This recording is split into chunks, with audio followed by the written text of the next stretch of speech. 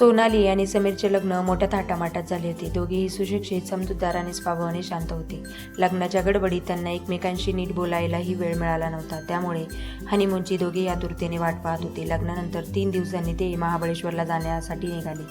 डोंगर, हिरवळ, धुक्यांनी भरलेले रस्ते आणि थंड हवा पाहून सोनाली खूप आनंदी झाली. समीर, हे सगळं किती सुंदर आहे ना, ती खिडकीतून बाहेर पाहत म्हणाली.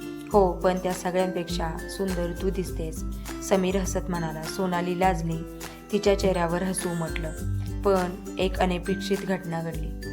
हॉटेलमध्ये पोहोचल्यानंतर दोघांनी खोलीत प्रवेश केला. खोलीत अतिशय सुंदर सजवलेली होती. गुलाबांची फुलं, सुगंधी मेणबत्त्या आणि खिडकीतून दिसणारा सुंदर नजारा. रात्र झाली. दोघे गप्पा मारत बसले होते. तेवढ्यात सोनालीचा फोन आला. फोनवर तिची मैत्रीण पूजा होती. सोनाली, मला तुला एक महत्त्वाची गोष्ट सांगायची आहे. तुझ्या लग्नाबद्दल काहीतरी विचित्र ऐकले. सोनाली घाबरली. काय झालंय? मी फोनवर नाही सांगू शकत, परत आल्यावर भेट. फोन कट झाला. त्या रात्री सोनालीच्या मनात अनेक प्रश्न निर्माण झाले. समीरबद्दल काहीतरी लपवलं जातंय का? तिच्या चेहऱ्यावरची चिंता समीरच्या लक्षात आली. काय झालं? त्याने विचारलं. काही नाही, ती म्हणाली. पण तिच्या मनात संशयाचं वादळ सुरू झालं होतं. वाढत जाणारा संशय. पुढच्या दिवशी दोघे फिरायला गेले. मात्र सोनालीचं मन कुठेच लागत नव्हतं. तिने पाहिलं की समीर वारंवार कुणाशी तरी फोनवर बोलत होता. तो थोडा दूर जात होता. कोणाचा फोन आहे? तिने विचारलं. तर ऑफिसचं थोडं काम आहे, समीर म्हणाला. पण सोनालीला त्याचं उत्तर पटत नव्हतं.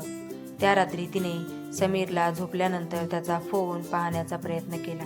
पण फोन लॉक होता. तिच्या मनात संशय आणखी वाढला. सत्याचा शोध. तिसऱ्या दिवशी सोनालीने समीरचा पाठलाग केला. समीर हॉटेलमधून बाहेर पडून एका छोट्या कॅफेत गेला. तिथे एक तरुणी त्याची पाहत होती.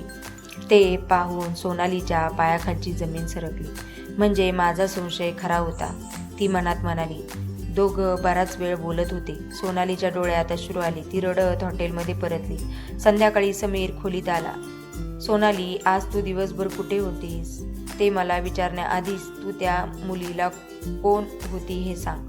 सोनाली ओरडली. समीर काही क्षण शांत राहिला. धक्कादायक सत्य. समीरने एक खोल श्वास घेतला. ती माझी बहीण होती. काय?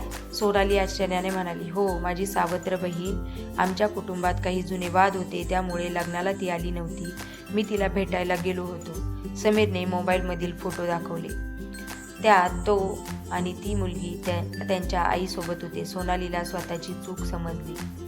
माफ कर मला समीर, ती रडत म्हणाली. संशय नातं तोडतो, विश्वास नातं जोडतो, समीर शांतपणे म्हणाला. प्रेमाचा खरा अर्थ. त्या रात्री दोघे खिडकीजवळ बसून वेळ बोलत राहिले. त्यांनी एकमेकांना आवडीनिवडी, स्वप्न, भीती आणि भविष्याबद्दलच्या चर्चा केली. सोनाली म्हणाली, आज मला समजलं की प्रेम म्हणजे फक्त एकत्र फिरणं नाही. प्रेम म्हणजे विश्वास. समीर हसला. आणि विश्वास असेल तर कोणत्याही अडचणीत मोठी नसते. बाहेर पाऊस पडत होता. धुक्यात हरवलेले डोंगर आणि शांत रात्र त्यांच्या नव्या आयुष्याची साक्ष देत होते. त्या हनुमानने त्यांना एक मोठा धडा दिला. प्रेम